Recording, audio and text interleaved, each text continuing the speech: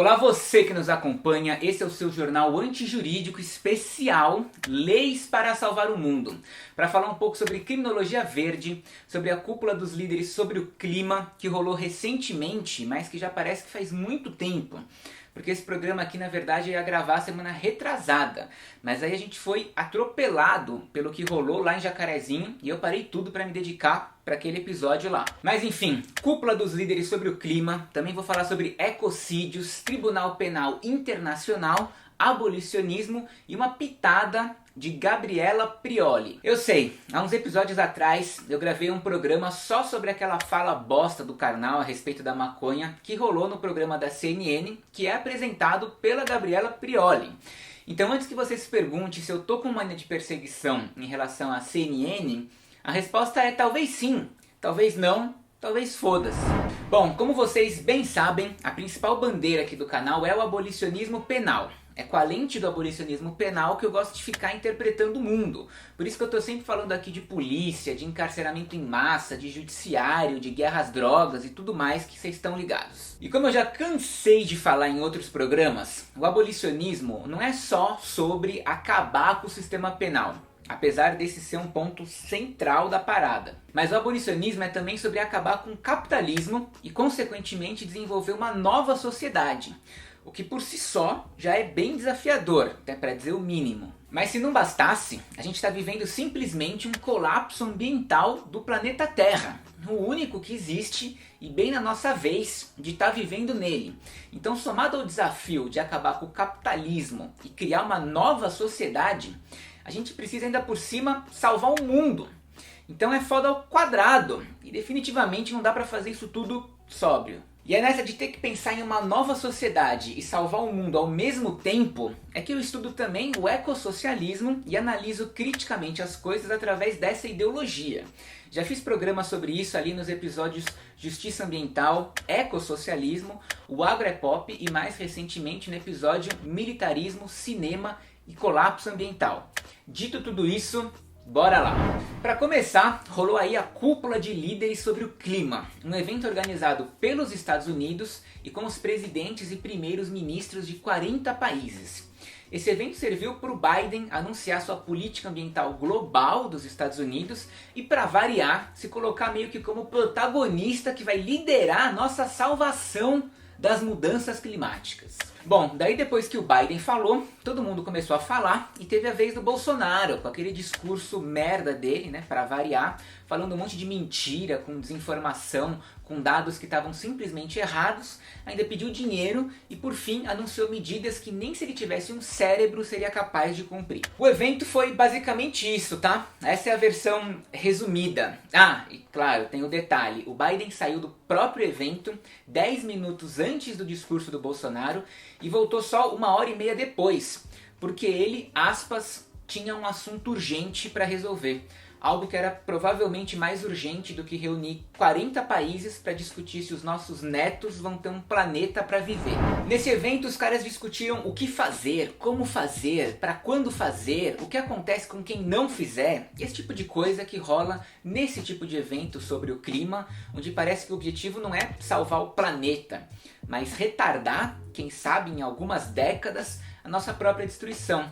Daí mais pra frente, lá em 2030, a gente faz outra reunião dessas, já nos escombros, para ver o que a gente vai fazer novamente. Mas o que me interessa aqui é o papel da criminologia no combate aos crimes ambientais e à destruição da natureza no geral. Isso porque o consenso criado é de que a gente precisa lutar por mais leis de proteção ambiental e lutar para que essas leis sejam de fato aplicadas, certo? Parece coerente. E olha só, coletivamente, entre os países do mundo todo, existem mais tratados, acordos, protocolos, diretrizes, estatutos e leis sobre o meio ambiente do que sobre, por exemplo, saúde, segurança, emprego e educação. E ainda assim, o mundo está acabando. Então, por aí, já dá para você ter um primeiro lampejo de que definitivamente não são as leis que vão salvar a gente, porque isso a gente já tem de sobra. Nunca se esqueça de que a gente vive em estados capitalistas, o que significa que os donos do capital estão usando a todo momento todo o seu poder político e econômico para manipular reduzir ou violar leis ambientais com o objetivo de seguir lucrando. Isso tudo com o suporte dos próprios estados, que também estão interessados nesse mesmo crescimento econômico. Para além disso, vocês já entenderam, assistindo aqui o seu jornal antijurídico, que as definições de crime são criadas e manipuladas pelas elites políticas e econômicas. Elites essas que normalmente possuem empresas, organizações ou sistemas de produção que causam danos para o meio ambiente. E daí, não surpreendentemente, é também essa mesma elite que busca rejeitar definições de crimes que possam se aplicar contra eles mesmos. Ou seja, grandes multinacionais e até mesmo estados trabalham constantemente para construir e reconstruir o que o senso comum deve entender por verde, por sustentável e até mesmo o que a gente deve entender por meio ambiente. Tudo isso para dizer que é uma contradição absoluta em você querer manter o modelo capitalista e ao mesmo tempo querer reduzir o colapso ambiental. Não dá para você conciliar isso.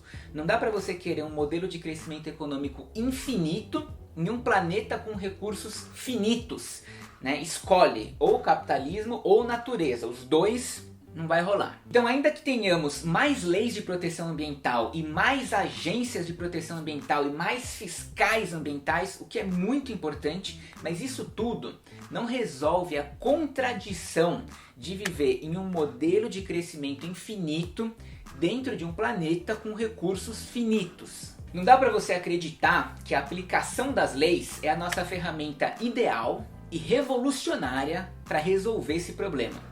É definitivamente importante e necessário, mas não existe sistema de justiça nenhum no mundo inteiro operando dentro do capitalismo que seja capaz de evitar a trajetória que a gente está tomando. Beleza, agora viajando um pouco mais. Acabou a cúpula dos líderes sobre o clima, não deu uma semana, eu e a Lala, a gente estava aqui surfando na internet e tal, aquelas coisas, e a gente viu o tênis que a Gucci lançou e que só serve para ser usado dentro de aplicativos de redes sociais.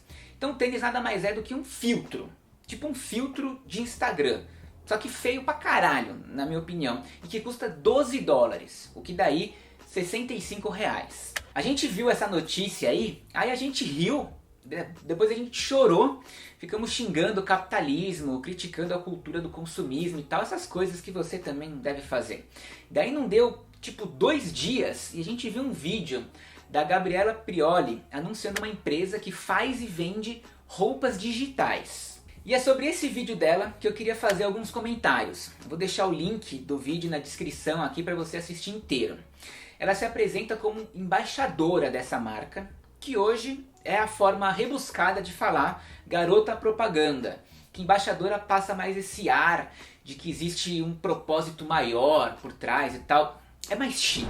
E aí ela explica o que é digitalização fashion e moda virtual. Que é o filtro do tênis da Gucci de R$65, só que sendo vendido para você com um discurso de inovação e sustentabilidade. Porque afinal de contas, como ela diz, não gera resíduos para o meio ambiente. E se não gera resíduos, é sustentável. Simples assim, fim de papo, checkmate. Daí depois, quando o nosso ouvido já estava sangrando, ela defendeu que essa moda virtual é mais acessível, porque o preço é mais barato, já que é virtual. Então se você não tem R$5.000 para comprar o tênis da Gucci, que tal gastar apenas R$65 em um filtro do tênis que você não pode comprar? Tá aí a definição de acessibilidade que o mundo estava precisando. É checkmate de novo. Enfim, ela vende essas peças 100% digitais para você usar no seu Instagram com esse discurso de que é sustentável. E foi isso o que realmente mexeu com a gente aqui em casa. Esse lance do digital e tecnológico ser sustentável por si só é uma parada que não cola mais, cara. A gente não pode perder de vista que quanto mais complexa a tecnologia vai ficando, mais alienado a gente também vai ficando. E eu digo isso porque esse lance do digital, tecnológico, as coisas estão na nuvem, não produz resíduos, etc. Isso esconde uma indústria gigantesca e implacável que está por trás. Estou falando de uma infraestrutura física, de linhas telefônicas, fibra ótica, mineração, satélites, cabos que atravessam oceanos inteiros, depósitos gigantescos de computadores e data centers que consomem uma imensa quantidade de água e energia. Estamos falando de tudo, menos sustentabilidade. Mas quando a gente ignora isso e simplesmente só ressalta a parte de que a coisa, por ser digital, não gera resíduos e portanto é sustentável, isso, como eu falei, esconde essa indústria gigantesca que mantém esse modelo de negócios e consequentemente protege ela de críticas. Eu sei que a Gabriela Prioli, ela não inventou isso, né? Não é culpa dela. Ela só vendeu o poder de influência dela para tentar te convencer a ver valor em uma roupa digital. Uma influência que não é pouca, porque ela apresenta um programa de TV, ela tem uma conta no Twitter gigante, um Instagram gigante, um canal no YouTube gigante, ela dá aula de política para a Anitta com trocentas mil pessoas assistindo, enfim, é uma baita de uma influência. Voltando ao raciocínio, esse discurso dela, dessa propaganda que alguém escreveu e pagou ela para ela falar, é sobre o valor que a gente dá para as coisas. E como esse valor vai mudando conforme a tecnologia se desenvolve, ao ponto de você querer comprar uma roupa virtual. Todo esse avanço tecnológico que a gente está vivendo pode ser visto por alguns como algo que vai revolucionar a nossa sociedade, incluindo aí a acessibilidade e a sustentabilidade, que é você vender uma roupa de alta costura que você só pode usar em um filtro de Instagram. Mas ao mesmo tempo, esse mesmo avanço tecnológico também pode ser visto como um puta de um acelerador para todo o desastre climático que tá rolando agora. Cara, eu sei, é uma doideira o que o sistema faz com a nossa cabeça. É contradição atrás de contradição, porque eu não sou uma pessoa anti-tecnologia, mas ao mesmo tempo eu não consigo dar valor para uma roupa digital e ainda por cima ignorar ou aceitar o que essa indústria toda faz com o meio ambiente. Então, minha camarada abolicionista, para você ver que essa crise climática é também uma crise de conhecimento, de entendimento, é também uma crise de políticas, de discursos e de propagandas que fingem dar a solução de um problema que eles mesmos não definem, ou melhor, definem do jeito deles. Só nessa simples e pequena propaganda que a Gabriela fez, tudo isso fica nítido pra gente. Como que as empresas, a mídia e os influencers apresentam e imaginam o que são crimes e danos ambientais. E como que a experiência da destruição do planeta, né, a estética da destruição, é meio que sempre discutida em termos visuais. Você precisa ver a destruição, chegando ao ponto de uma parada ser considerada sustentável só porque ela é virtual e tecnológica. Considerada sustentável só porque você não vê a destruição que ela gera. Enfim, é uma forma de pensar sustentabilidade que ignora por completo que a nuvem de dados começa sempre no carvão.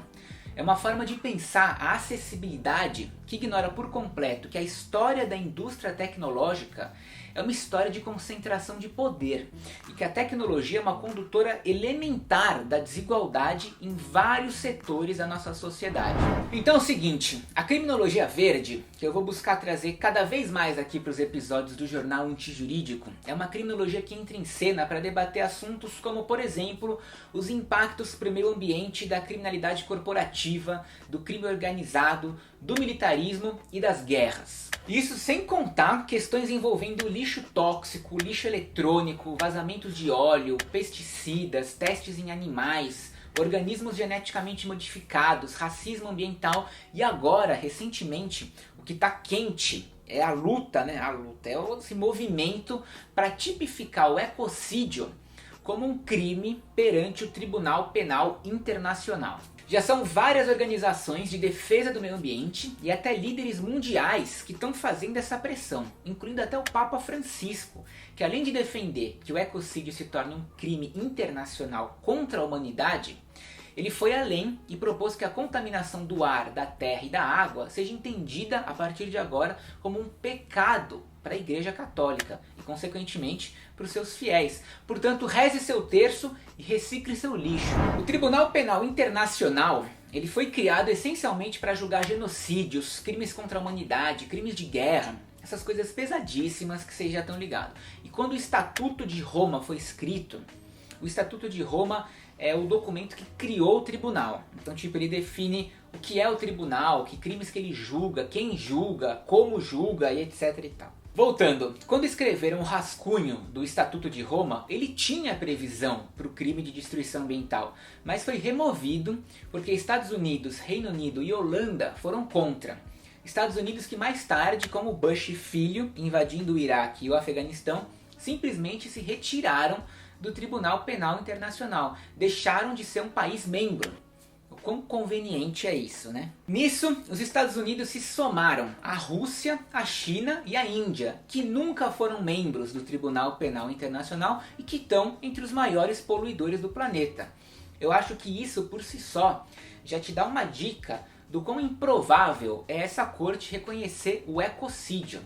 E uma vez reconhecendo, o quão improvável é a gente ver ela de fato julgando e prendendo não só executivos de multinacionais, como também presidentes e primeiros ministros responsáveis por ecocídios. A não ser, é claro, que seja alguém ou algum país da África, porque historicamente esse tribunal só serve para julgar a África. Podiam até trocar o nome dele para Tribunal Penal Internacional da África. Resumindo, é mais uma contradição do sistema capitalista que a gente vive, porque por mais massa que seja reconhecer o ecocídio como um crime contra a humanidade e julgar todos os responsáveis por isso em um tribunal penal internacional, isso não vai mudar o fato de que extrair e queimar combustíveis fósseis não é crime.